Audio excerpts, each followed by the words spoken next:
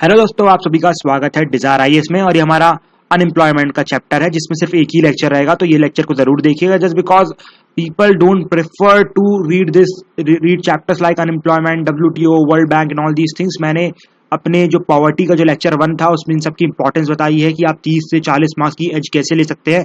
तो उन लेक्चर्स को जरूर देखिएगा और इन चैप्टर्स को भी जरूर देखिए, जस्ट बिकॉज लोग इसे छोड़ देते हैं। ठीक है, अभी वो क्या रहता है, लोग सोचते हैं करंट अफेयर्स में पढ़ ही लिया है, उसमें क्या है, फिर वो लोग डेटा कलेक्ट नहीं करते हैं, चीजें तो लिख देते हैं लेकिन सब्सटेंशिएट नहीं करते हैं, जिसकी वजह से उन्हें मार्क्स ही नहीं मिलता है। फाइन, सो आई विश कि यहाँ पर आपको काफी डेटा मिलेगा, काफी चीजें जानने को मिलेंगी, काफी बेसिक्स क्लियर होंगे। एंड देखो, एक ही शॉर्ट लेक्चर है, अगर आपको मुश्किल से 10-12 लेक्चर देख के, सिर्फ लेक्चर देख के, मैं ये भी नहीं बोल रहा कि कोई एक्स्ट्रा बुक पढ़ो, 10-12 लेक्चर देख के अगर आपका 30 से 40 मार्क्स बढ़ रहे हैं तो it is not a big thing. ठीक है, आप एटलीस्ट 1-1.5 घंटा दे सकते हैं, 2 घंटे दे सकते हैं, बहुत ही आराम से आपकी चीजें कंप्लीट हो जाएगी। फाइन, सो हम क्या क्या पढ़ने वाले हैं अनएम्प्लॉयमेंट के चैप्टर में, एक ही लेक्चर होगा, मैं बता चुका हूँ, इसी में सब कुछ कंप्लीट कर दूंगा। इसमें हमें जानना है कि मीनिंग क्या है अनएम्प्लॉयमेंट की, फिर हमें जानना है कि अनएम्प्लॉयमेंट के इम्पैक्ट क्या पड़ते हैं इंडिविजुअल के ऊपर, सोसाइटी के ऊपर, इसके बाद कितने टाइप्स की अनएम्प्लॉयमेंट होती है, सब देख सकते हैं यहाँ पर सारी लिखी हुई है। और इसके बाद फाइनली क्या दैट मीन्स मेजर लिएगा गवर्नमेंट ऑफ इंडिया द्वारा अनएम्प्लॉयमेंट को रिमूव करने के लिए। देखो, I will be speaking very fast just because मुझे चीजें जल्दी खत्म करनी है, इसलिए नहीं कि मुझे गेट रेड ऑफ होना, जस्ट बिकॉज कि देखो ये चीजें आपके प्रीलिम्स के आसपास हो रही है। मैं चाहता हूं कि आपका जो भी इकोनॉमिक्स का स्टैटिक पार्ट है वो मेरे लेक्चर से कवर हो, सिर्फ आप करंट अफेयर्स के लिए न्यूज़पेपर उठाओ, मैगजीन्स उठाओ, बुकलेट्स उठाओ। ठीक है, तो मैं इतना फास्ट भी नहीं बोलूंगा आपको समझ में ना आए। ठीक है, अगर ऊपर से मैं फास्ट बोलूंगा तो आपको चीजें ज्यादा अच्छे से मतलब फोकस कर पाओगे। और जो ये सब ना फैक्ट्स वाले पोर्शन आपने देखा शुरू के जो टैक्सेशन तक मैंने बहुत ही स्लो पढ़ा है, जस्ट बिकॉज मुझे पता था कि आपको चीजें समझने की जरूरत है। लेकिन जैसे ही मुझे पता चला कि यहाँ पर आपका ज्यादा टाइम वेस्ट ना हो, इसलिए मैंने यहाँ पर तेज बोलना चालू किया। ठीक, तो इसलिए ये कमेंट कोई नहीं करेगा कि सर आप बहुत फास्ट बोल रहे हो, जस्ट बिकॉज ये आपके लिए बोल रहा हूँ मैं, क्योंकि मुझे कुछ नहीं है, मैं इसे बहुत लंबा खींच सकता हूँ, मैं अप्रैल तक भी खींच लूंगा। मेरा टारगेट ये है कि दैट मीन्स 15 जनवरी या 31 दिसंबर तक आपके सामने सारे के सारे लेक्चर्स आ जाए। अगर मैं ऐसा करने में सक्षम रहा तो मैंने आपकी इकोनॉमिक्स कंप्लीट करवा दी है। सिर्फ आपको करंट अफेयर्स पढ़ना, आपका इकोनॉमिक्स कंप्लीट, आपके मार्क्स कहीं नहीं जाएंगे, ये आपको मीन्स में भी काफी हेल्प करने वाला है।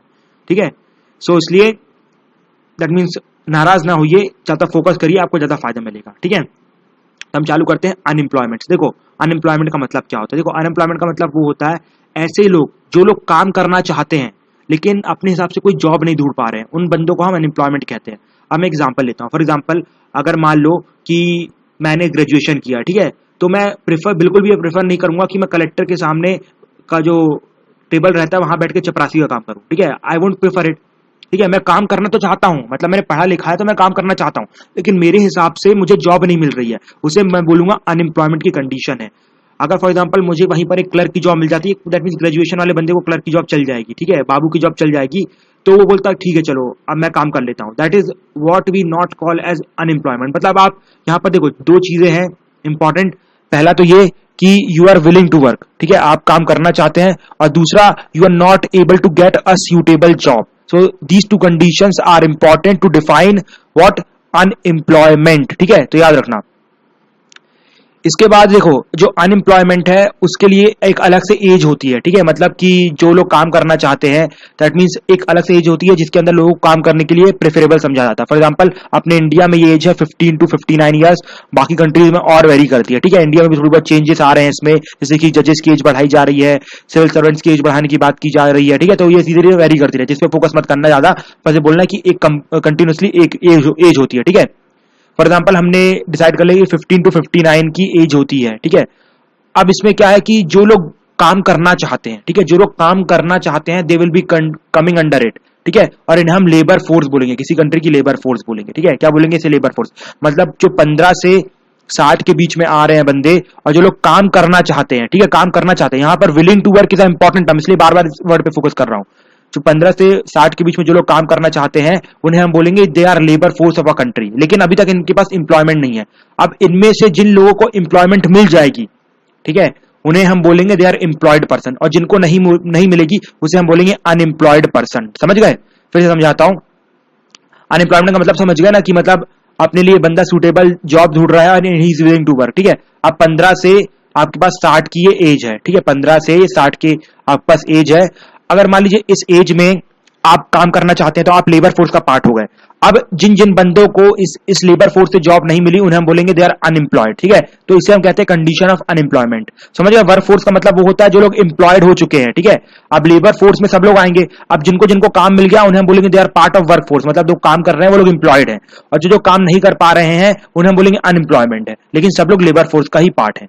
समझ गए ना, आई थिंक नो डाउट, ठीक है। आई एम श्योर कि आप समझ गए लेबर फोर्स में क्या डिफरेंस है, वर्क फोर्स में क्या डिफरेंस है, और अनएम्प्लॉयमेंट और एम्प्लॉयमेंट क्या डिफरेंस है। अगर फिर भी जो लोग नहीं समझे, फिर से मैं एक्सप्लेन कर रहा हूं, 2 मिनट का आगे जो लोग जिनको समझ में आ गया उसके कर सकते हैं, फिर समझा रहा हूं। देखो ये रहा हमारा 15 से 60 की एज लिमिट, ठीक है। अब जो लोग काम करना चाहते हैं वो इसके अंदर आएंगे, और इन्हें हम क्या बोलेंगे, लेबर फोर्स, ठीक है। अब इनमें से जिन्हें काम मिल गया वो लोग को हम बोलेंगे एम्प्लॉयड पर्सन, और they are coming under work force, ठीक है। अब जिनको जॉब नहीं मिली they are a part of labour force but they are also called as unemployed. जैसे वर्क फोर्स के बंदों को क्या बोलते हैं, एम्प्लॉयड पर्सन, लेकिन लेबर फोर्स में जिन लोगों को जॉब नहीं मिली उन्हें हम क्या बोलते हैं, they are unemployed person. I think it is more than enough, इससे ज्यादा एक्सप्लेनेशन की जरूरत नहीं है, ठीक है। आप समझ गए होंगे आप लोग।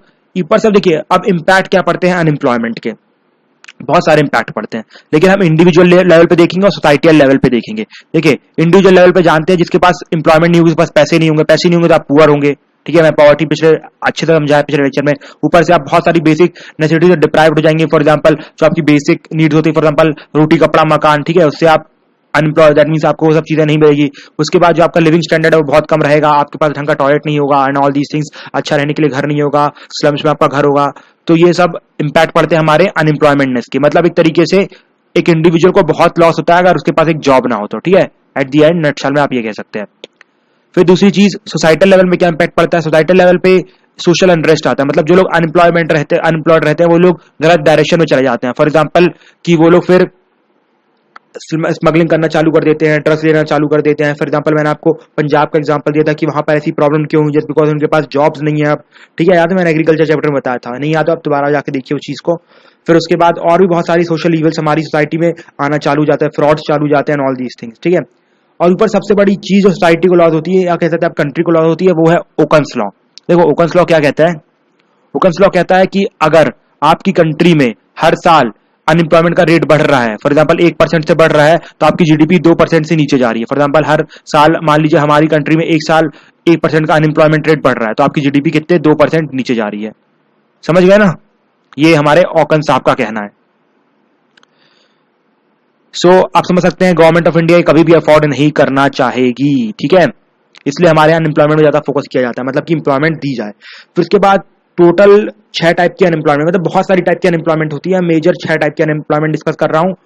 तो सबसे पहली अनएम्प्लॉयमेंट आती है डिसगाइज्ड अनएम्प्लॉयमेंट। यहाँ पर मैं डिसगाइज्ड अनएम्प्लॉयमेंट को ज्यादा नहीं समझाऊंगा, सिर्फ टेक्निकल वर्ड बोलूंगा, निकल जाऊंगा, जस्ट बिकॉज मैं एग्रीकल्चर में डिसगाइज्ड अनएम्प्लॉयमेंट में अप्रॉक्सिमेटली 2 से 3 मिनट समझाया, तो आप एग्रीकल्चर में जाके देख सकते हैं। तो सबसे पहली डिसगाइज्ड अनएम्प्लॉयमेंट मतलब ये कि marginal productivity of a labour is zero, ठीक है। इसका मतलब ये होता है कि जहां पर पहले से जहां पर लेबर की जरूरत ना हो वहां पर लेबर जाएगा तो उसे पैसे नहीं मिलेंगे, ठीक है। इसका मतलब ये होता है। बाकी for extra information you can go to the agriculture lecture.